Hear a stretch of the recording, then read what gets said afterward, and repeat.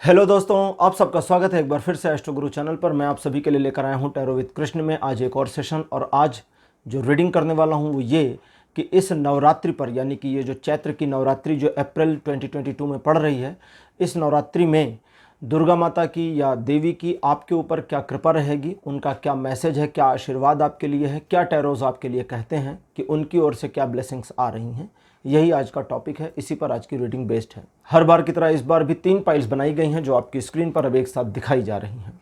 इस बार की तीनों पाइल्स देवी के 3 स्वरूप हैं। दुर्गा पाइल नंबर 1, काली पाइल नंबर 2 और गौरी पाइल नंबर 3 रहेंगी।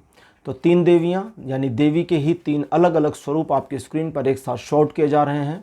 उनका जो स्वरूप, उनका जो प्रतिरूप आपको अच्छा लगता है, आकर्षित करता है, फील देता है, श्रद्धा का भाव उत्पन्न करता है, उसे अपनी पाइल मान लीजिए और उसी के अकॉर्डिंग, उसी के रिगार्डिंग आज की इस रीडिंग को देखिए। ये आपके साथ रेजोनेट करेगी। अच्छा, आपको बता दूं साथ साथ कि ये रीडिंग मैं 2022 में भले कर रहा हूं, लेकिन ये टाइमलेस रीडिंग है और जनरल रीडिंग भी है। तो इस रीडिंग को मैं सिर्फ इस चीज़ के लिए बाउंड नहीं कर रहा हूं कि इस नवरात्रों पर ही क्या उनकी ब्लेसिंग्स आपके लिए हैं। मैं टोटल इस चीज़ पर बेस्ड कर रहा हूं कि उनकी ब्लेसिंग्स आपके लिए क्या हैं। और चूंकि नवरात्र का पर्व आ गया है, नवरात्र चल रहे हैं, तो इस नवरात्र में इस रीडिंग को लाना मुझे लगा कि ज़्यादा बेहतर रहेगा। हर बार की तरह इस बार भी टाइम स्टैम्प्स को डिस्क्रिप्शन में और कमेंट सेक्शन दोनों जगहों पर पोस्ट कर दिया गया है ताकि आपको सुविधा हो। अपनी पाइल की रीडिंग को देखने के लिए आप टाइम स्टैम्प पर क्लिक करिए, पूरा वीडियो आपके लिए फास्ट फॉरवर्ड हो जाएगा और आप अपनी पाइल की रीडिंग पर पहुंच जाएंगे। जो लोग मुझसे आज पहली बार जुड़े हैं उन सभी का मैं स्वागत करूंगा। एस्ट्रो गुरु चैनल पर आप सबका स्वागत है। इस चैनल को सब्सक्राइब जरूर करिए, बेल आइकन प्रेस करिए, क्योंकि जब आप बेल आइकन प्रेस करते हैं तो नए वीडियोज़ की नोटिफिकेशन आपके फ़ोन की स्क्रीन पर आनी शुरू हो जाती है। और मेरे रेगुलर सब्सक्राइबर और व्यूवर्स, आप सभी के सहयोग और प्यार के लिए बहुत बहुत आभार, बहुत बहुत धन्यवाद। आगे बढ़ने से पहले आप सभी को एक बार बता दूं कि मैं एक प्रोफेशनल टैरो रीडर भी हूं। तो आपकी स्क्रीन पर ये जो नंबर आ रहा है, आप इसके ऊपर कांटेक्ट कर सकते हैं अगर आपको अपने लिए एक पर्सनल रीडिंग सेशन चाहिए तो। ये व्हाट्सएप नंबर है, इसके ऊपर आपको कॉल नहीं करना है। फिर से बता रहा हूँ, इस पर कॉल नहीं करना है। इस पर आप मैसेज करें, व्हाट्सएप मैसेज करें। व्हाट्सएप पर सारी इन्फॉर्मेशन मेरी टीम मेंबर आपको प्रोवाइड करेगी और आपकी हेल्प करेगी मेरे साथ आपके सेशन को बुक करने के लिए। तो चलिए आज की रीडिंग को शुरू करते हैं और आपकी पाइल में मिलते हैं।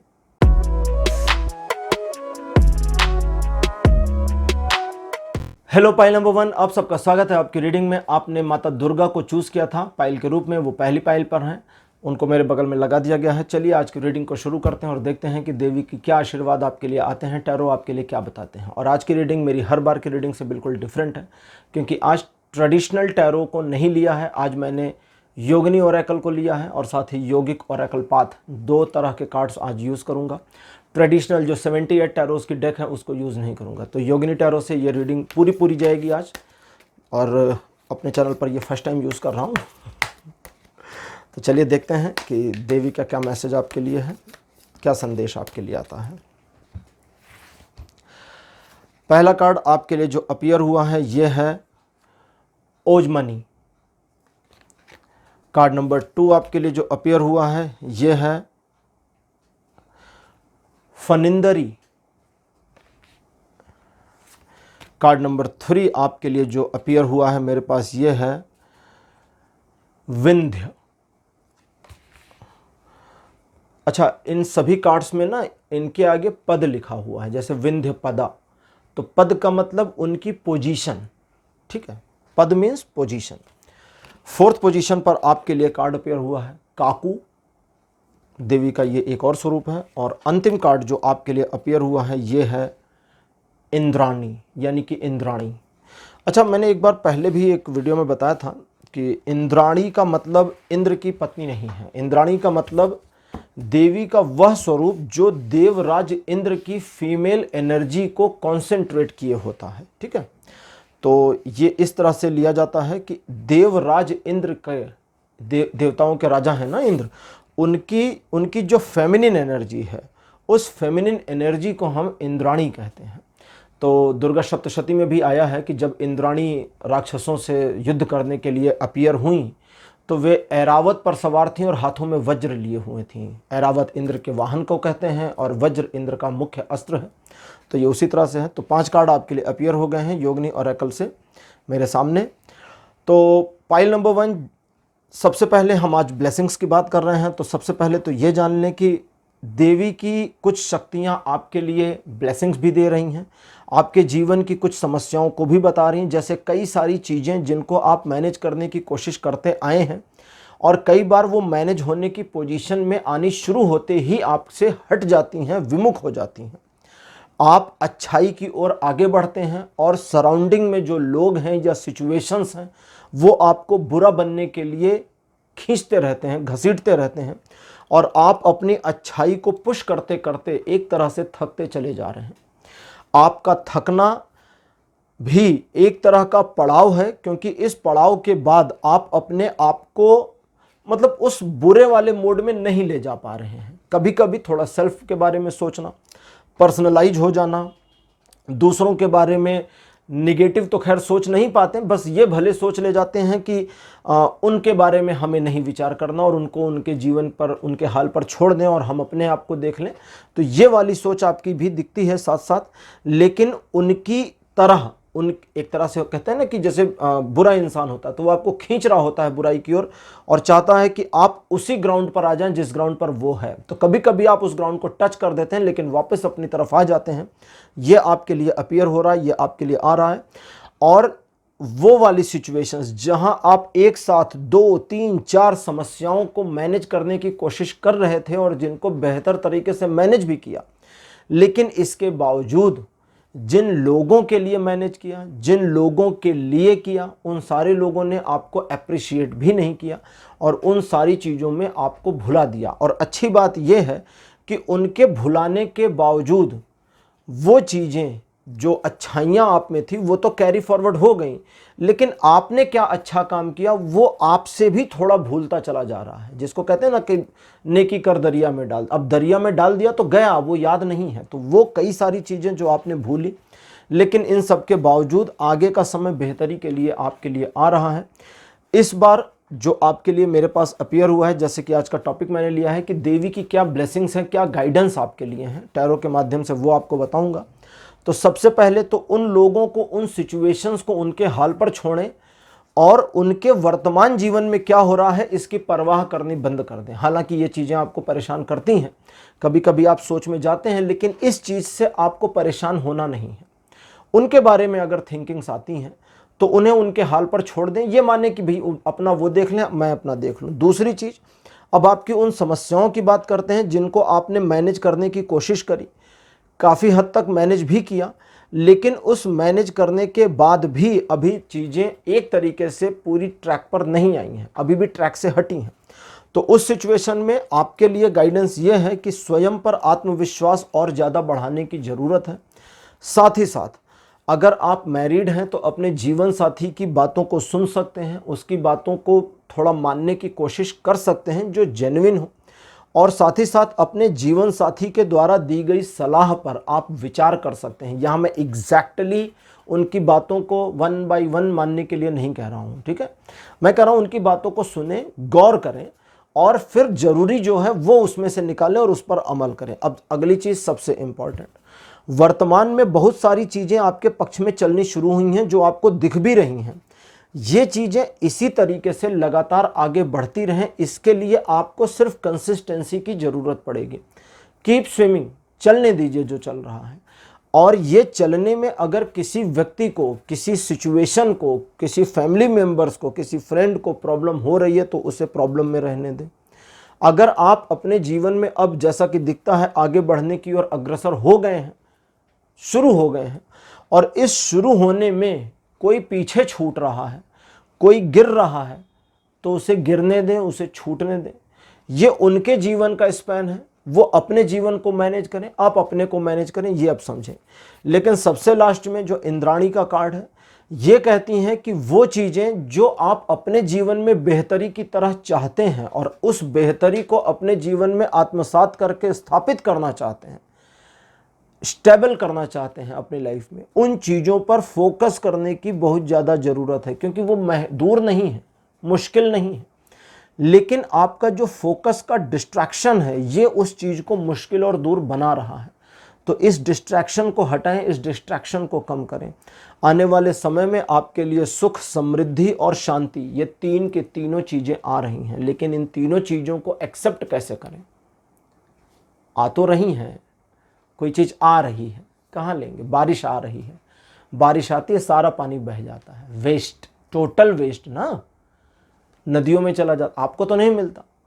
अब वो नदियों में जाएगा, समुंदर में जाएगा, धरती के नीचे जाएगा, हजारों साल में वो पानी धरती के नीचे इकट्ठा होगा, फिर आप समरसेबल लगा के बाहर निकालेंगे, हैंडपंप लगा के तो प्रेजेंट टाइम में जो बारिश हुई वो आपके लिए वेस्ट है, काम का नहीं। लेकिन अगर उस बारिश के पानी को इकट्ठा कर सकें तो इस्तेमाल में लाया जा सकता है, लेकिन उसे इकट्ठा करने के लिए आपको प्रॉपर इक्विपमेंट की ज़रूरत होगी। तो ऐसे ही सुख, शांति और समृद्धि एक बारिश की तरह है, आती है और चली जाती है। इसे इकट्ठा करना, इसे रोकना है, इसे थामना है, और इसे थामने के लिए आपको सिर्फ ग्राहक होना है। ग्राहक मीन्स कस्टमर नहीं मैंने एक वीडियो में और कहा था कि हिंदी या संस्कृत के कुछ ऐसे वर्ड हैं जिनका इंग्लिश में एक्चुअली मीनिंग नहीं है। कस्टमर दूसरी चीज़ है, ग्राहक, ग्राहक की मीनिंग होती है जो ग्रहण कर ले, एज इट इज़ ले ले, जैसा है वैसे का वैसा स्वीकार कर ले, ठीक है। तो स्वीकारोक्ति की भावना, सिर्फ फीलिंग, कहाँ इकट्ठा करेंगे, सुख, शांति और समृद्धि। सुख झोले में नहीं भर सकता, शांति भी झोले में नहीं भरी जा सकती, समृद्धि पैसे को नहीं कहते। धन अलग है, समृद्धि अलग है, दोनों में अंतर है। जो लोग कभी कभी कंफ्यूज होते हैं उनको समझना चाहिए कि धन होना और समृद्धि होना दोनों में फ़र्क है। एक व्यक्ति कम सैलरी में, कम इनकम में समृद्ध हो सकता है, और एक व्यक्ति करोड़पति, अरबपति हो करके भी समृद्धशाली नहीं हो सकता। ये आप अपने आस पड़ोस में देख सकते हैं। कुछ लोग होते हैं जिनकी सैलरी बहुत अच्छी है, इनकम बहुत बढ़िया, गजब की इनकम चल रही, लेकिन उनका रहन सहन देख लीजिए 2 कौड़ी का होता है। और वहीं कुछ ऐसे लोग हैं जिनकी इनकम आपको पता है यूज टू काफ़ी कम है, लेकिन उनके रहन सहन को देख कर लगता है कि नहीं बहुत कुछ होगा। तो ये होती है समृद्धि। इसीलिए जब लक्ष्मी माता की प्रार्थना करते तो कहते माता धन और समृद्धि दीजिए, दोनों मांगते हैं। समृद्धि मतलब उस धन का इस्तेमाल करने की क्षमता, उस धन को इस्तेमाल करने की बुद्धि, समृद्धि कि चीज़ें बढ़ें, व्यापक हों। पैसे का बढ़ना आपके जीवन को समृद्धशाली नहीं बना सकता, लेकिन आपकी समृद्धि उस थोड़े से पैसे को और ज़्यादा बढ़ने में योगदान कर सकती है। तो समृद्धि आ रही है, समृद्धि को झोले में नहीं भर सकते। इसके लिए सिर्फ माइंडसेट की ज़रूरत है। तो एक बेहतर माइंडसेट आपके जीवन को बेहतर करेगा, क्योंकि ये सुख, शांति और समृद्धि जो आप तक आ रही है, ये आपके जीवन को एक और आयाम देने का काम करेगी। और वो पुरानी प्रॉब्लम्स, वो पुराने लोग, वो पुरानी समस्याएं और वो सारी चीज़ें जो पास्ट में गईं, वो चीज़ें अब आपके जीवन में लौटेंगी नहीं। तो इसलिए उन चीज़ों से अपने माइंडसेट को हटाइए, अपना फोकस भी हटाइए, और वे लोग या वे सिचुएशंस जो आपको परेशान करते हैं, उन मतलब कभी कभी सोच में परेशान करते हैं, उन चीज़ों को सोच में ही ख़त्म कर दीजिए, दबा दीजिए उसी में कि बस अब ये जब थिंकिंग में है तो अब ये थिंकिंग में ही रहेगा और ये प्रैक्टिकली एक्ट अपॉन नहीं होने वाला। तो वो जो भी करें अपनी लाइफ में उनको करने दीजिए, आप अपनी लाइफ को बेहतर करने की कोशिश करिए। पहला कार्ड आपके लिए अपियर हुआ है धूमावती। कार्ड नंबर 2 आपके लिए जो मेरे पास अपियर हुआ है, दिस वन इज क्रिया। कार्ड नंबर 3 आपके लिए है आत्मन। 4th पोजीशन पर आपके लिए कार्ड अपियर हुआ है काली।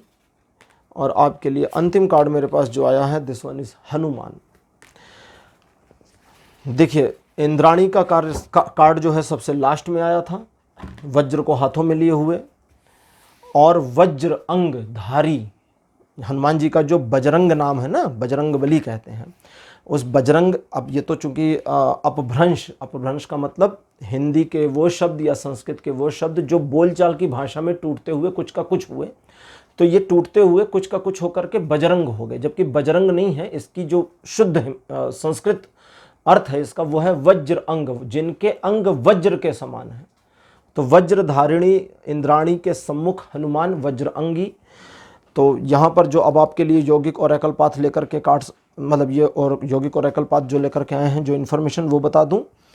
धूमावती का कार्ड है जो कहते हैं कि दूसरे लोगों को प्लीज़ करने के लिए थोड़ी सी वही चीज़ रिपीट हो रही है। दूसरे लोगों को प्लीज़ करने के लिए और अपने आप को जल्दीबाजी में जस्टिफाई करने के लिए कोई काम नहीं करना। जो चीज़ें गई वो गई, और कई सारी चीज़ें पास्ट में जो खत्म हुई हैं वो अब एक ऑटोमेटिक मोड में आ गई हैं। एक तरह से कहें तो ज़िंदगी एक अलग ट्रैक पर ऑटोमेटिक हो गई है। अब वो चीज़ें वापस आ नहीं रही हैं, लेकिन दिमाग उन चीज़ों पे जाता है तो उनको लाना नहीं है। तीसरे, मन में जो एक हलचल, एक अवसाद, एक अशांति की भावना जो आपके मन में दिखती है वो नष्ट होती चली जा रही है, धीरे धीरे खत्म हो रही है, डाउन हो रही है।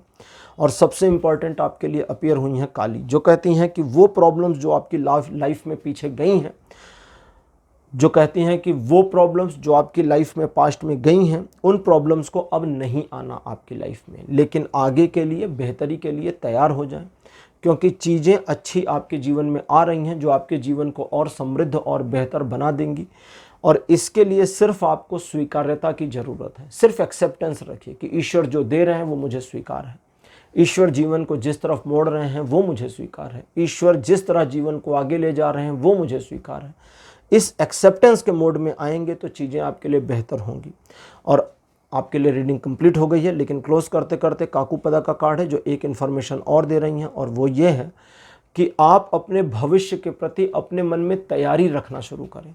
सिर्फ इतना ही, प्लान नहीं करना है, सिर्फ तैयारी कि मैं भविष्य के प्रति तैयार हूँ कि जो भी आएगा उसे मैं अपने फेवर में मोड़ दूँ। ठीक, इस तैयारी को सिर्फ रखना है और कुछ नहीं। तो पाइल नंबर 1 ये थी आपके लिए रीडिंग। आज की रीडिंग, आज का विषय आपको कैसा लगा, अपने एक्सपीरियंस, अपने अनुभव कमेंट सेक्शन में जरूर लिखिएगा। इस वीडियो को लाइक करिए, शेयर करिए और चैनल को सब्सक्राइब करना मत भूलिएगा। अगले वीडियो में आपसे फिर मिलूंगा, तब तक के लिए बाय बाय।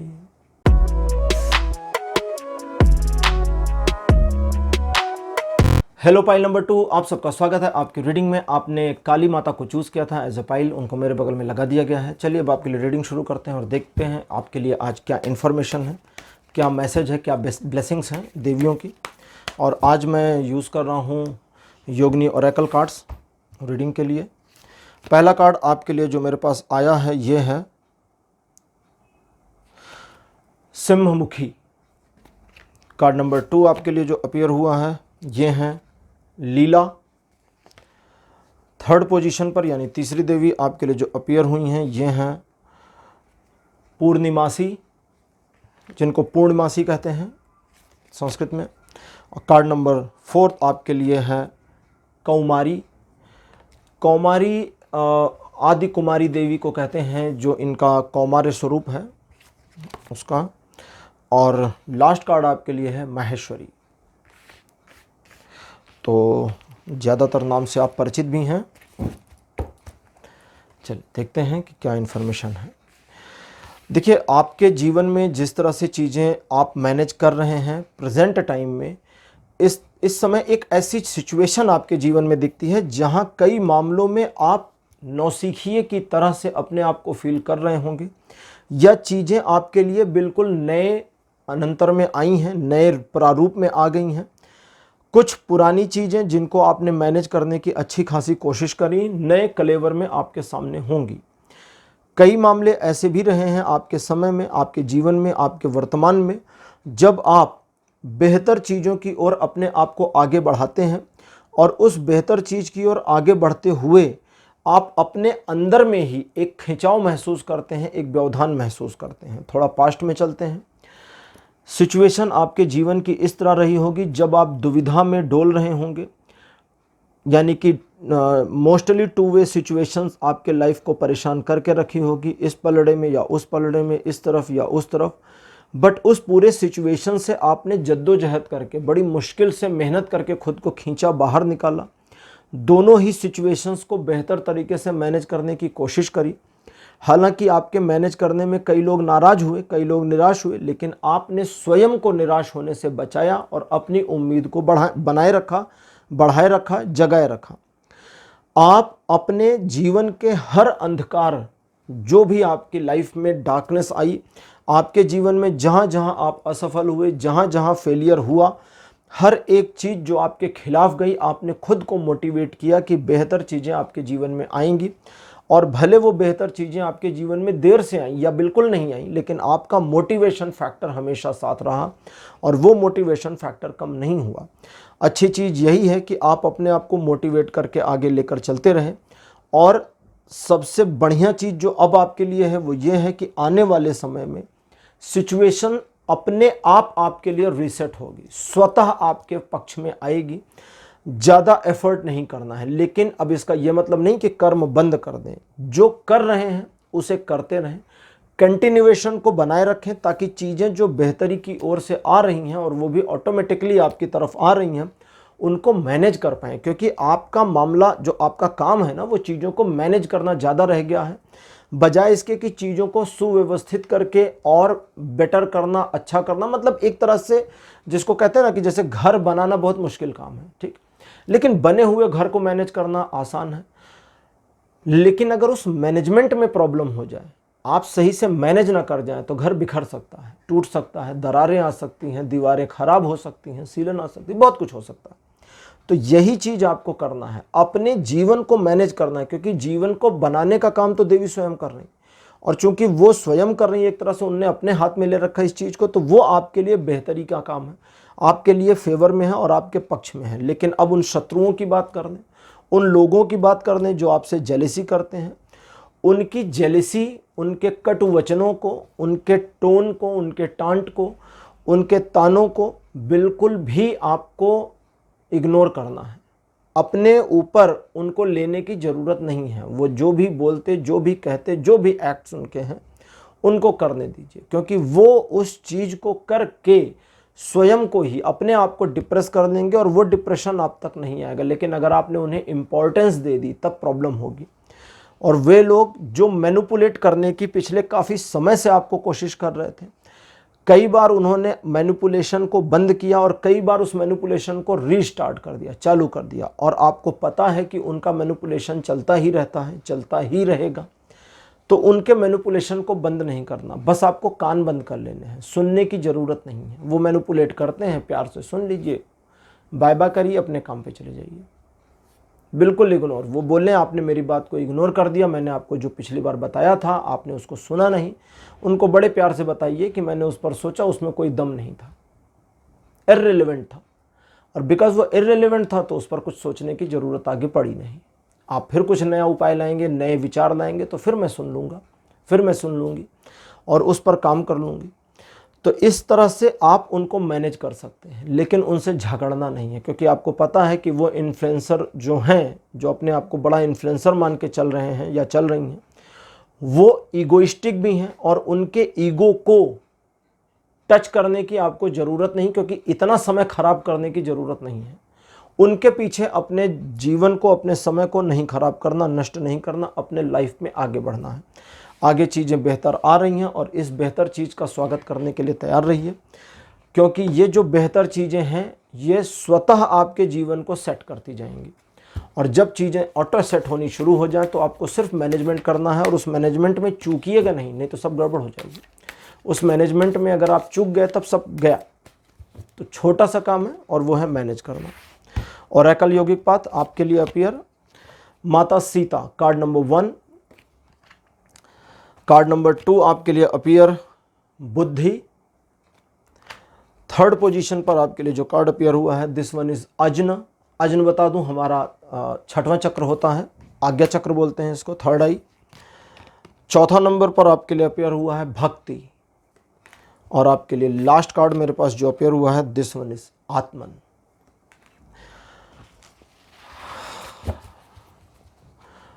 ओरेकल यौगिक पाथ में 2 कार्ड्स हैं, एक अजन का है और एक आत्मन का है। अजन का कार्ड तीसरे नेत्र के बारे में इंफॉर्मेशन देता है और आत्मन के कार्ड में भी तीसरे नेत्र के बारे में ही इंफॉर्मेशन दी है, लेकिन अतीन्द्रिय अंतर्दृष्टि के तौर पर। एग्जैक्टली थर्ड आई नहीं कहा गया है इसको। मुझे जो मतलब मेरा जो कनेक्शन है उसके थ्रू बता रहा हूँ मैं आपको, ये उसकी बुक के थ्रू नहीं बता रहा हूँ। मेरी जो रीडिंग होती है वो मोस्टली टैरो की जो बुक है उससे नहीं चलती है। मैं कई बार बुक्स को पढ़ता भी नहीं हूँ, क्योंकि मैं कनेक्शन जब तक महसूस नहीं करता किसी डेक से, उसको रीड नहीं करता हूँ। तो खैर, अब आपके लिए क्या है कि देखिए, सिचुएशन में आप अपने आप को सिर्फ इमोशनल करके इन्वॉल्व कर ले जाते थे और इमोशनल होने की वजह से फंस जाते थे, पास्ट की बातें हैं ये, और इमोशनल ग्राउंड्स पर आपने लोगों को छोड़ा, माफ़ किया, उनको इग्नोर किया और वो सारी चीज़ें आपके खिलाफ चली गई। तो अब इमोशनल नहीं होना है, प्रैक्टिकल होना है। और वो दूसरे लोग जितना इमोशन दिखाते हैं उनको दिखाने दीजिए। तो इस चीज़ को अडॉप्ट कर चुके हैं बहुत हद तक, काफ़ी हद तक आपने स्वीकार किया है इस थॉट को, लेकिन थोड़ा और इसमें स्ट्रिक्टनेस लाने की ज़रूरत है। समझदारी और बुद्धिमत्ता दो चीज़ें हैं जो दोनों की आपको बहुत ज़रूरत है। और ये कैसे यूज़ करेंगे, इसे कैसे समझेंगे कि मैं जो कर रहा हूँ या कर रही हूँ ये समझदारी का काम है या ये बुद्धिमत्ता का काम है या नहीं है। इसका आसान तरीका पहला है कि थोड़ा समय लेकर निर्णय लें। दूसरा ये है कि ये अंदर से एक इंट्यूशन होगा, अंदर से फील होगा कि ये करना है या नहीं करना। दिमाग का नहीं, दिल की आवाज़ होगी, तो उस चीज़ में सेग्रीगेशन होगा। अब सबसे इम्पॉर्टेंट, चूँकि ओरेकल यौगिक पाथ अपीयर हुए हैं आपके लिए और इनकी इंटरप्रिटेशन चल रही है साथ साथ में योगिनी ओरेकल के, तो यहाँ आपके लिए अब आप जिनको भी मानते हैं, जिस भी ईश्वर को मानते हैं, कभी होता है ना ऐसे कि हम तो पूजा बहुत सारे लोगों की करते हैं, लेकिन कोई हमारे एक इष्ट होते हैं जिनकी ओर हमारी श्रद्धा या खिंचाव ज़्यादा बना हुआ होगा। तो उनकी ओर, जिनकी ओर आपका खिंचाव या श्रद्धा ज़्यादा बना हुआ है, उनके प्रति सिर्फ भक्ति के भाव में आना है। भक्ति का भाव, मैं इस पर बहुत शॉर्ट में बताऊंगा और भक्ति क्या होती है और भक्ति के भाव के बारे में पूरी एक डिस्क्रिप्शन में अपने दूसरे चैनल पर जल्दी लेकर के आऊँगा। ठीक है, मैं इसको नोट कर लेता हूँ।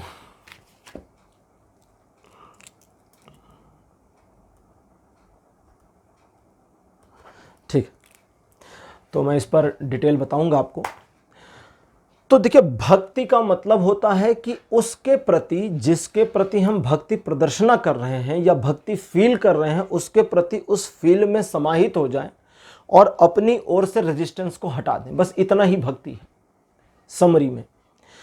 तो जब आप अपने आप में, अपनी लाइफ में अपने ईश्वर के प्रति एक भक्तिपूर्ण समर्पण के भाव में आ जाएंगे, एक तो ये है, और दूसरा वे लोग जो आपके जीवन में शुरू से अभी तक आपकी बेहतरी चाहते हैं, आपको उन्होंने कभी छोड़ा नहीं है और आपको वेरीफाइडली, बहुत सत्यता के साथ में ये कन्फर्मली पता है कि उनकी ओर से कोई प्रॉब्लम नहीं है और वे आपको अंततः नहीं छोड़ेंगे, आप कितनी भी बड़ी प्रॉब्लम में ना आ जाएं या ब्लेंडर ना कर दें।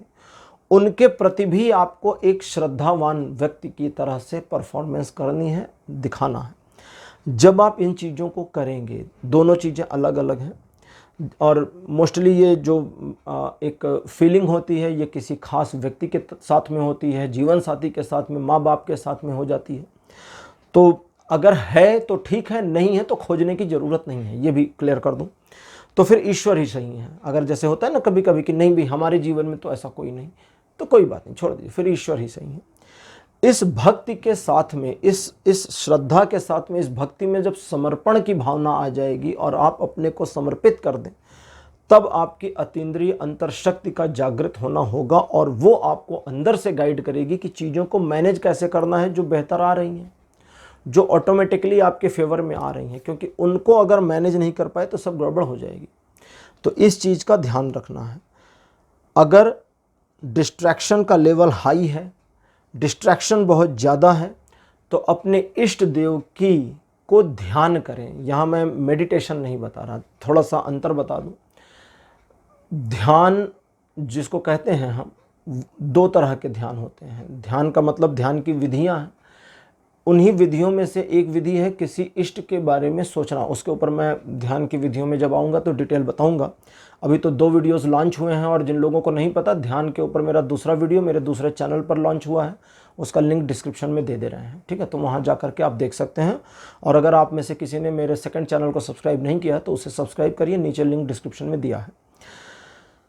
तो अभी जैसे कह रहा था ना कि ईश्वर जिनको आप मानते हैं उनके प्रति भक्ति भाव, श्रद्धा में आकर समर्पण की भावना महसूस करें और आप अगर अपने अंदर एक अशांति पा रहे हैं और उस अशांति को और दूर करना चाहते हैं, डिस्ट्रैक्शन का लेवल हाई है, सिर्फ उस कंडीशन में करना है। अगर आपका डिस्ट्रैक्शन हाई नहीं है तो छोड़ देना है। डिस्ट्रैक्शन हाई है तो उस पोजीशन में आपको अपने ईश्वर, अपने श्रद्धावान ईश्वर जो भी आपके इष्ट हैं, उनको ध्यान करना है थोड़ी देर बैठकर। जब भी आप पूजा पाठ करते हैं मॉर्निंग या इवनिंग में या कहीं पर भी बैठें, तो बैठकर उनको सोचना है, सिर्फ उनके बारे में कल्पना करनी है, ध्यान करना है कि वो बैठे हैं और आप बैठे हैं, वो आप उनके सम्मुख। जैसे एग्जाम्पल के लिए कि अगर आपने शिव के बारे में सोचा तो आप सोचें कि आप शिव के गणों में शामिल हैं और कैलाश पर बैठे हैं, शिव आपके सामने हैं। अगर आप विष्णु भगवान के भक्त हैं तो सोचें आप वैकुंठ में उनके सम्मुख बैठे हैं और विष्णु जी कमल के आसन पर विराजमान हैं। तो बस ये ऐसे ही है कि आपको सिर्फ ध्यान करना है, वो भी 2-4 मिनट 5 मिनट कर लीजिए, इतना काफ़ी होगा। और ये चीज़ फिर से वही आई, अतीन्द्रिय अंतर्दृष्टि को पल्लवित और पुष्पित करेगा, हिंदी हो गई अच्छी खासी, इसको ग्रो करेगा, अतीन्द्रिय अंतर्दृष्टि को ग्रो करेगा। और एक बार ये ग्रो आउट होना शुरू हो जाएगी तो आने वाले समय में आपके लिए क्या बेहतर है क्या नहीं बेहतर है, इस चीज़ का आकलन और निर्णय कर पाएंगे। और जो चीज़ें योगिनी कार्ड्स ने बताई कि आपके लिए ऑटोमेटिकली बेहतर आ रही हैं, उनके ऊपर आप अपने आप को श्रद्धावान हो करके समर्पित करें और सिर्फ मैनेज करने की कोशिश करें, आगे चीज़ें बेहतर हो रही हैं। तो पाइल नंबर 2 ये थी आपके लिए आज की रीडिंग। आज की रीडिंग काफ़ी स्पिरिचुअल है, तो ये रीडिंग आज की आपको कैसी लगी, अपने एक्सपीरियंस, अपने अनुभव कमेंट सेक्शन में ज़रूर लिखें। इस वीडियो को लाइक करिए, शेयर करिए और चैनल को सब्सक्राइब करना मत भूलिएगा। अगले वीडियो में आपसे फिर मिलूंगा, तब तक के लिए बाय बाय।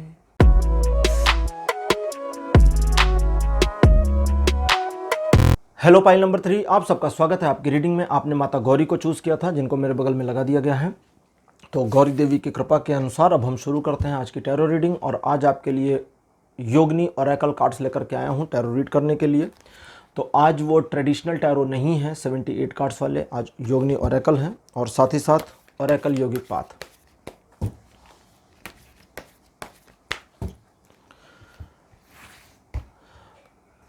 कार्ड नंबर 1, उसे नहीं आना था, इसे आना था। कार्ड नंबर 1 आपके लिए जो अपीयर हुआ है ये है अहिम्य। अहिम्य। कार्ड नंबर 2 आपके लिए तरला। कार्ड नंबर 3 आपके लिए विश्व। नंबर 4 आपके लिए विंध्य। और लास्ट कार्ड यानी लास्ट देवी जो आपके लिए हैं ये हैं ज्ञानी। ठीक है, 5 कार्ड्स आपके लिए अपीयर हो चुके हैं मेरे पास योगिनी ओरेकल से। चलिए अब आपके लिए रीडिंग शुरू करते हैं और देखते हैं कि आपके लिए क्या आ रहा है। देखिए, वर्तमान जैसा कि आपका दिखता है कि इस समय आप अपने जीवन को साधने की कोशिश में लगे हैं और आप चाहते हैं कि आपके जीवन में चीज़ें संतुलित चलती रहें, काफ़ी हद तक उस तरह से भी चलें जैसी चल रही हैं या चलने वाली होती हैं या बीच बीच में आ जाती हैं। लेकिन एक डिस्ट्रैक्शन दिखता है, एक अंतर्द्वंद सा दिखता है, जहां आप अपने जीवन को बिल्कुल, अपनी पूरी लाइफ को बिल्कुल नष्ट होते हुए, डिस्ट्रॉय होते हुए देख लेते हैं और आपको लगता है सब खत्म हो रहा है। और ये मल्टीपल टाइम आपके साथ हो चुका है। हर बार आपने सही करने की कोशिश करी, चीज़ें ठीक होती हैं और फिर नष्ट हो जाती हैं, फिर आप ठीक करते हैं, फिर सही होते हैं, फिर नष्ट हो जाते हैं, फिर ठीक करते हैं, फिर, और ये साइकिल चलता रहता है। इस साइकिल से अभी निजात नहीं मिली और चीज़ें आपके लिए बेहतर आने वाली हैं। ये अंतिम कार्ड जो ज्ञानी पदा है ये मुझे बता रही हैं, खैर अभी उनकी बात हम करेंगे। पहले थोड़ा आपके जीवन की प्रॉब्लम्स को और जो चल रहा है इसको समझने की कोशिश करते हैं। कई ऐसी चीज़ें जिसको अलग अलग तरीक़ों से मैनेज करने के प्रयास किए जा चुके हैं और अलग अलग तरीके लगाने के बावजूद चीज़ें वापस उसी पोजीशन पर पहुंच जाती हैं जहां से शुरू हुई थी। खुशियां नहीं टिकती, पैसा नहीं टिकता, रुतबा नहीं टिकता और ये सारी चीज़ें आपके पास से हटती जा रही हैं, निकलती जा रही हैं। इन चीज़ों को रोकने की कोशिश हालांकि आपकी रहती है, लेकिन ये चीज़ें रुक नहीं रही हैं। आप अपनी सज्जनता में, अपनी अच्छाई में भी बहुत बार मात खा चुके हैं, मार खा चुके हैं, आपको नुकसान हो चुका है मल्टीपल टाइम्स। और अब वर्तमान में समय है कि आप सिर्फ अपने बारे में कंसिस्टेंटली सोचना शुरू कर दें, क्योंकि कंसिस्टेंटली अगर अपने बारे में नहीं सोचेंगे तब गड़बड़ हो जाएगी। इस चीज़ को थोड़ा हम एक्सप्लेन करते हैं। देखिए, ये जो डिस्ट्रैक्शन वाला मामला है, अब यहाँ डिस्ट्रैक्शन सिर्फ माइंड के फोकस का नहीं है, डिस्ट्रैक्शन मल्टीपल चीज़ों का है। अगर बिजनेस किया है तो मल्टीपल कर चुके, जॉब किया है तो मल्टीपल या अलग अलग जेनर में जॉब ट्राई की होगी, अगर गवर्नमेंट जॉब की या किसी जॉब की तैयारी कर रहे हैं तो थोड़ी तैयारी इसकी, थोड़ी उसकी, थोड़ी उसकी, थोड़ी उसकी, और किसी में भी सक्सेस नहीं। इस तरह की चीज़ें हो चुकी। एक की तैयारी की, सक्सेस नहीं हुए, फिर चलो दूसरा ये कर लेते हैं, फिर तीसरा ये कर लेते हैं, अच्छा वो कर लेते हैं। तो ये सारी चीज़ें आपके जीवन को ढर्रे से हटाती हैं, ट्रैक से बगल कर देती हैं। लेकिन सिचुएशन जब आपके फेवर में आती हैं तो उस टाइम पर आपका कैजुअल हो जाना भी आपके फेवर को हटा देता है। तो कुछ प्रॉब्लम आप में भी है और कुछ सिचुएशन आपके खिलाफ काम कर रही हैं। अब चूंकि कुछ प्रॉब्लम आप में है तो उस प्रॉब्लम को मैनेज करने की पहले ज़रूरत पड़ेगी, और उसके लिए सौम्यता की ज़रूरत है। सौम्यता, सॉफ्टनेस, एक ऐसी सॉफ्टनेस जो आपको स्थिरता दे, वो भी माइंड से अंदर, बाहर की स्थिरता नहीं चाहिए, बाहर वाली बाद में आ जाएगी। पहले एक अंदर की स्थिरता चाहिए, और उस स्थिरता को लाने के लिए, उस स्थिरता को पाने के लिए, उस स्थिरता को आत्मसात करने के लिए आपको पहला काम करना है कि सेल्फ कॉन्फिडेंस बढ़ाना है। सेल्फ कॉन्फिडेंस कोई ऐसी चीज़ नहीं है जिसे आसानी से नहीं बढ़ाया जा सकता, बहुत आसानी से बढ़ाया जा सकता है। आप सोचिए कि आपका कॉन्फिडेंस है और वो हो जाएगा। आप फील करिए कि आप कॉन्फिडेंट हैं और हो जाएंगे। आप महसूस करिए कि आप एक कॉन्फिडेंस वाले पर्सन हैं, एक कॉन्फिडेंस वाली महिला हैं, और आप हो जाएंगी। फील करिए, एक दिन में नहीं होगा, एक घंटे में नहीं होगा कि आपने अभी फील किया तुरंत हो गया, ऐसा नहीं। इसको फील करिए, जब ये चीज़ें फील में आएंगी तो ये फील परिवर्तन को लाएगा। दूसरे, आने वाले समय के जो प्लान्स हैं, जो गोल्स हैं, उनको किसी से शेयर ना करिए। लोगों को उनके हाल पर छोड़ने की कोशिश करिए, क्योंकि दूसरे लोगों की मदद करके कोई फ़ायदा आपको अभी तक नहीं हुआ है। हालांकि कई बार ऐसी सिचुएशन आई हैं जब दूसरे लोगों ने आपकी कुछ मामलों में हेल्प करी और आपने उसका बेनिफिट उठाया, लेकिन अब उस चीज़ से भी आगे निकलने की ज़रूरत है। क्यों? क्योंकि बेहतर चीज़ें आपके लिए आ रही हैं। समझदारी, इसको दूसरे ढंग से बताता हूँ। जैसे कभी कभी सुना होगा, लोग कहते हैं कि भाई फला पर्सन बड़ा जीनियस है, वो बहुत जीनियस है, बहुत समझदार, बहुत अक्लमंद है। नहीं, कोई ऐसा नहीं होता। इस दुनिया में कोई जीनियस नहीं है। जीनियस क्या होता है? ऐसा तो है नहीं ना कि अगर हमारे माइंड जो है हमारा, उसका डायमीटर इतना बाई इतना है, तो जो जीनियस है उनका डायमीटर माइंड का बड़ा होगा, या उनके माइंड का वजन ज़्यादा होगा। तो कुछ भी ऐसी चीज़ नहीं है जो दूसरों को हमसे डिफ़र करे। वो क्या है? वे ऑफ ऑपरेटिंग, चीज़ों को नियंत्रित करने का तरीका। आप चीज़ों को किस ढंग से नियंत्रण में ले जा रहे हैं, चीज़ों को किस ढंग से ऑपरेट कर रहे हैं, यही डिपेंड करता है, यही निर्धारित करता है कि आपका आउटपुट, आउटकम क्या आएगा। भगवान बुद्ध ने भी इस पर कहा था, तुम जैसा सोचते हो वैसा बन जाते हो। दैट मीन्स कि अगर आप अपनी सोच को नियंत्रित करते हैं तो वैसा बन जाएंगे। बहुत सालों के बाद, 2-2,500 साल बाद, मार्गरेट थैचर ने भी कहा था, वॉच योर थॉट्स, ऐसे कहा था ना ये चीज़ें, योर थॉट्स बिकम एक्शन, ठीक, and your action become you. तो अभी तो मैंने शॉर्ट में बताया, पूरी डिस्क्रिप्शन नहीं दे रहा उस चीज़ की। तो यहाँ यही चीज़ है कि जब आप बुद्धिमानी से काम करेंगे तो वो चीज़ें जो बेहतर हैं और बेहतरी की ओर आ रही हैं, वे चीज़ें सही तरीके से आपके लिए ग्राह्य हो जाएंगी, एक्सेप्टेबल हो जाएंगी, आप रिसेप्टिव बन जाएंगे। लेकिन समझदारी क्या है? पढ़ा लिखा होना, ज्ञानवान होना नहीं होता। कभी कभी ऐसा हो सकता है कि बहुत पढ़ा लिखा व्यक्ति बुद्धू हो और बिना पढ़ा लिखा व्यक्ति समझदार हो, ऐसा हो सकता है। इसका ये मतलब नहीं कि पढ़े लिखे समझदार नहीं होते, और इसका ये भी मतलब नहीं कि जो नहीं पढ़े वो समझदार नहीं होते। तो कोई भी हो सकता है। ज्ञान का शिक्षा से कोई लेना देना नहीं है। संस्कृत में शिक्षा एक शब्द है और ज्ञान दूसरा शब्द है। शिक्षा ली जा सकती है, दी जा सकती है, लेकिन ज्ञान लिया और दिया नहीं जा सकता, ठीक है। कहते हैं कि अध्यापक थे, उन्होंने उनको ज्ञान दिया, शिक्षा दी। एक्चुअली ज्ञान तो प्राप्त किया जाता है। बुद्ध को ज्ञान हुआ, उन्होंने किसी से पाया नहीं, स्वयं हुआ। तो ऐसे ही आप, चूंकि ज्ञानी पदा का कार्ड है, तो यहाँ पर यह आ रहा है कि आप अपनी समझदारी से जब डिसीजन लेंगे और जल्दीबाजी नहीं करेंगे और उन चीज़ों से हटेंगे जो गलतियाँ पास्ट में कर चुके हैं, जैसे कौन सी गलतियां? उन लोगों पर भरोसा करना जिनके बारे में एग्जैक्टली पता था कि ये कुछ और हैं और दिखा कुछ और रहे हैं, कर कुछ और रहे हैं, आउटपुट कुछ और है, इनपुट कुछ और है। तो वो सारी चीज़ें मालूम होने के बावजूद आपने उन चीज़ों को टॉलरेट कर दिया। अब जब उन चीज़ों को टॉलरेट कर दिया तो वो चीज़ें हो गई, और हो गई तो आपका नुकसान भी हुआ और आपका फ़ायदा नहीं हुआ। दैट मीन्स कि जानते हुए आपने अपने नुकसान को हो जाने दिया। तो यही नहीं होने देना, यहीं पर ज्ञान की बात है कि जब आप ज्ञान के प्रकाश में प्रकाशित फील करेंगे तो ये चीज़ नहीं होगी।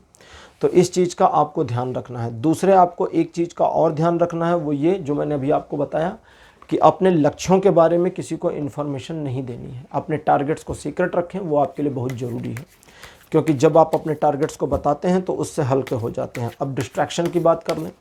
डिस्ट्रैक्शन वाले मामले में डिस्ट्रैक्शन आता है तो आने दीजिए, जी हाँ, आने दीजिए उसको, और अपने आप को बताइए कि इस मल्टीपल डिस्ट्रैक्शन के बावजूद मेरा जो मेन वर्क है उस पर मैं फोकस रहूँगा, उस पर फोकस रहूँगी और उसे कंप्लीट कर लूँगी।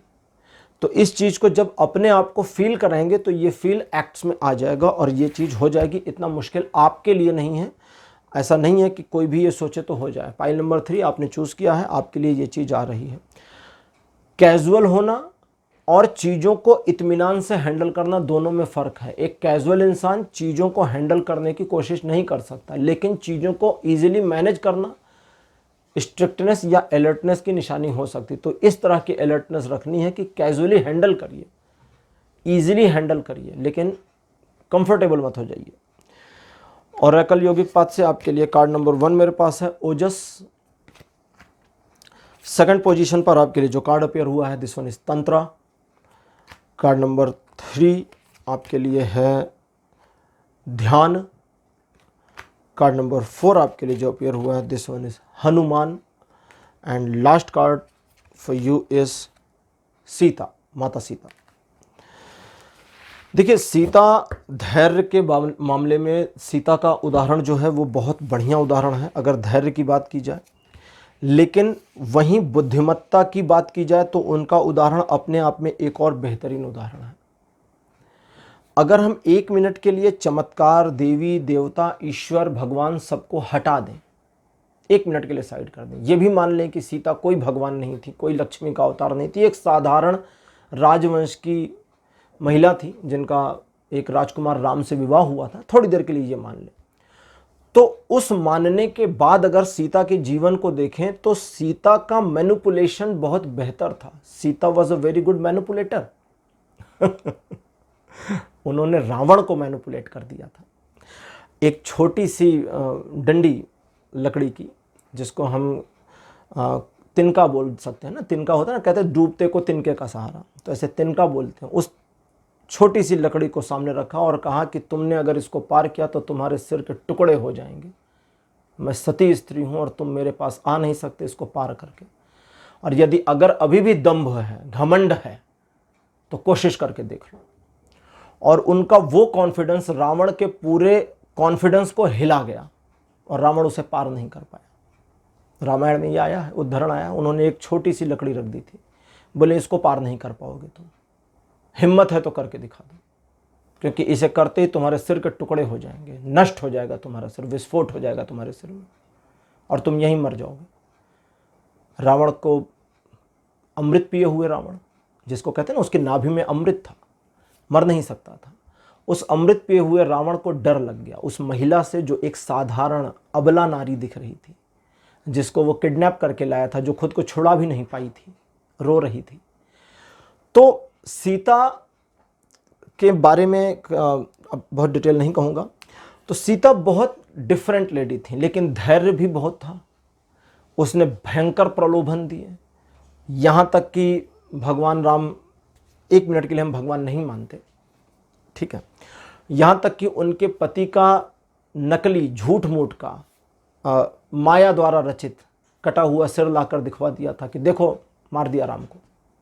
और सीता ने कहा नहीं, तुम झूठ कह रहे हो, अगर मेरे पति मरे होते तो मुझे आभास हो जाता, मुझे कोई आभास नहीं हुआ। धैर्य और कॉन्फिडेंस कि मेरे पति आएंगे और मुझे ले जाएंगे। तो यहाँ पर आपके लिए सीता का अपीयरेंस जो है, और वो भी ज्ञानीपदा के साथ में, जो कहती हैं ज्ञानीपदा का कार्ड कि बुद्धिमत्ता के साथ लिए गए डिसीजंस और बुद्धिमत्ता के साथ में ऑपरेट किए गए मामलों में सक्सेस हो जाएगी, क्योंकि चीज़ें बेहतर हैं। सीता और हनुमान का कार्ड है जो कहते हैं धैर्य और सही समय के इंतजार की ज़रूरत है। हनुमान का कार्ड भी, अच्छा सीता जी का कार्ड तो धैर्य बता रहा था, हनुमान जी का कार्ड कहता है कि सही समय का इंतजार करें, कभी कभी रुक जाएं, थम जाएं, जल्दबाजी ना करें। मज़ेदार बात बताऊं आपको स्टॉक मार्केट के बारे में। शेयर खरीदते हैं लोग, जो लोग खरीदते होंगे बेचते होंगे उनको पता होगा, जब प्राइसेस नीचे जाते हैं तो 15% नीचे, 20% नीचे, 25% नीचे होल्ड करे रखते हैं। अरे भैया मेरा तो 30% का घाटा हो रहा है, लेकिन नहीं बेचेंगे, रखे हुए हैं। जब ऊपर उठता है तो 2%, 4%, 5% फायदे में बेच लेते हैं, और बेचने के बाद वो 15%, 20% चला जाता है, कहते हैं अरे भाग गया भाग गया। धैर्य की कमी पहली। दूसरी, सही समय पर सही निर्णय ना लेना, यानी कि सही समय का इंतजार ना करना।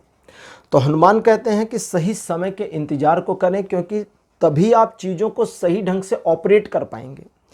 तंत्र का कार्ड है जो कहता है कि आत्ममुग्धता आपके लिए बहुत ज़्यादा टॉक्सिक हो सकती है। आत्ममुग्धता, अपनी प्रशंसा में डूबा हुआ व्यक्ति अपने लिए जहर का काम कर सकता है। तो अपनी प्रशंसा में नहीं डूबना है, अपने ओजस को समझने की कोशिश करनी है, अपने तेज को समझिए, आत्ममुग्धता में मत आइए। लेकिन ध्यान, डिस्ट्रैक्शन हो गया, ये बंद कर देते हैं इसको, ठीक है। अब आखिरी आपके डिस्ट्रैक्शन की बात कर ली जाए। इस पर विश्वपद और ध्यान, ये दो कार्ड्स हैं जो इंटरप्रेट करके बताएंगे कि करना क्या है। देखिए, ध्यान कोई ऐसी चीज़ नहीं है जिसे आप एक दिन में पा जाएं। आपका जो डिस्ट्रैक्शन है वो मल्टी लेयर और मल्टीपल है, और वो इस वजह से है क्योंकि आप एक चीज़ में संतुष्टि की भावना फील नहीं कर रहे। जब एक चीज़ में संतुष्टि की भावना फील नहीं होगी तो फिर डिस्ट्रैक्ट होना स्वाभाविक है। तो जब आप अपने आप को डिस्ट्रैक्टेड फील करें और अनसेटिस्फाइड फील करें, तो सिर्फ ये सोचने की ज़रूरत है कि मैं किस चीज़ के बारे में सोच रही थी या सोच रहा था, और क्या मुझे कुछ मिला या नहीं मिला। नोट कर लीजिए उसको।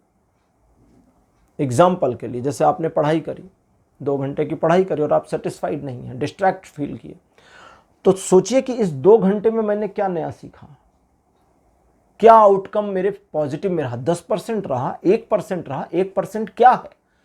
एक लाइन बड़ी गजब की पढ़ी आज मैंने 2 घंटे में, बाकी तो जितनी पढ़ी सब डिस्ट्रैक्शन में था, सब खत्म, यूजलेस। ठीक है, ओके, चलेगा। उस एक लाइन को नोट करिए और उस एक लाइन को बैठ करके देखिए।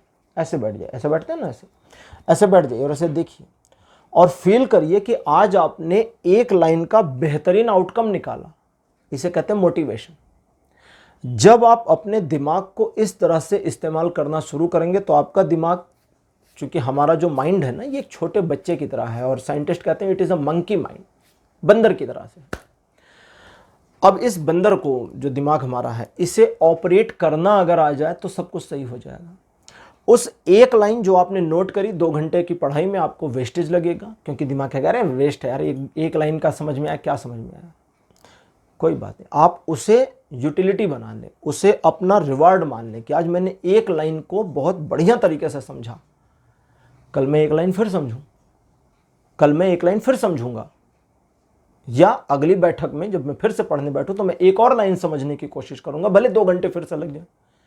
तो आपने क्या किया, अपने दिमाग को बताया कि बेटा 2 घंटे तो फिर लगने वाले हैं, क्योंकि 2 घंटे बैठे थे, 2 घंटे फिर बैठेंगे और समझेंगे एक लाइन। और हमारा जो साइकोलॉजिकली जा रहा है, हमारा जो माइंड है ये इस चीज में हेजिटेट हो जाएगा, इरिटेट हो जाएगा कि यार तुम 2 घंटे बैठकर एक लाइन समझने वाले हो, अभी तुम्हें 10 लाइन दिखाता हूं आज, और अगली बैठक में आपको 10 लाइन मिल जाएगी। जिनको मिल जाए कमेंट करके बताना मुझे, हाँ मिल गई 10 लाइन। तो वो आउटकम जो 1% का था वो 10% हो जाएगा, और एक बार 10% का स्वाद आ जाए ना, तो जैसे कहते हैं ना शेर के मुंह में खून लग गया, वो हो जाएगा, और फिर चीज़ें बेहतर होनी शुरू हो जाएंगी। लेकिन ये जो डिस्ट्रैक्शन है ये कोई सडन नहीं है, कोई बाहरी नहीं है, ये कहीं से आया नहीं है, ये आपका है और आपके द्वारा बनाया गया है, और इसे केंद्रित होकर के सेंट्रलाइज होकर, ध्यान का कार्ड कहता है केंद्रित होकर, सेंट्रलाइज होकर, चैनलाइज होकर मैनेज किया जा सकता है। और कैसे मैनेज करेंगे मैंने अभी बता दिया। खाना बना रही हैं, खाना हर बार खराब होता है, उदाहरण है ये। खाना बढ़िया नहीं बनता, तारीफ नहीं मिलती, तो पूरे खाने में यानी जो डिनर या लंच या ब्रेकफास्ट जो भी बनाते हैं उसमें कोई एक चीज़ तो बढ़िया बनती होगी ना, कोई एक चीज़। चटनी ही अच्छी बन गई, या आपने अनियन ही बड़े बढ़िया तरीके से काटा है, कुछ तो है, या रोटी गोल बनी है बस थोड़ी सी कच्ची रह गई। तो कहीं एक मोटिवेशन है, आपको बस उस मोटिवेशन को खोजना और अपने आप को अप्रिशिएट करना है कि वाह ये काम मैंने बहुत बढ़िया किया एंड आई एम अप्रिशिएटेड, कि मैंने खुद को आत्ममुग्धता से बचना है। आत्ममुग्धता से बचना है, ये इसको साथ साथ इसलिए बता रहा हूँ क्योंकि इसमें बंद कार्ड मुझे बता रहा है, कहता नहीं ओरेकल यौगिक पाथ वाला है, वो इधर से उधर हो गया था। आत्ममुग्धता क्या होती है? जब हम आत्ममुग्ध हो जाते हैं, जब अपने आप की प्रशंसा में लीन हो जाते हैं, तो हम दूसरों से अपने बारे में बहुत बढ़िया बढ़िया बातें बताते हैं कि अरे पता है हम तो तीर मार लेते हैं। ये आत्ममुग्धता है। ये आत्ममुग्धता नहीं है जब आप खुद को अप्रिशिएट करते हैं कि मैंने कुछ अच्छा आउटपुट निकाला, अच्छा आउटकम किया। ये खुद को इनकरेज करना है। तो दोनों में फ़र्क है, बता देता हूँ। तो उस खाना बनाने की ही बात कर रहे थे, तो उसमें थोड़ा सा जो भी अच्छा आउटकम है उसे अपने आप को अप्रिशिएट करें, लेकिन पूरे काम के लिए, पूरे कंप्लीट काम के लिए तैयार रहें। टाइम फुल फिर से देना है, टाइम में कोई चोरी नहीं करनी, कोई कटिंग नहीं करनी। तो आपके माइंड को जब ये समझ में आ जाएगा कि आप उसे छोड़ेंगे भी नहीं लेकिन डिमोटिवेट भी नहीं होंगे, डिमोरलाइज भी नहीं होंगे, तो उसका फोकस बनना शुरू हो जाएगा और वो जो डिस्ट्रैक्शन में है वो कॉन्सेंट्रेट होना शुरू हो जाएगा।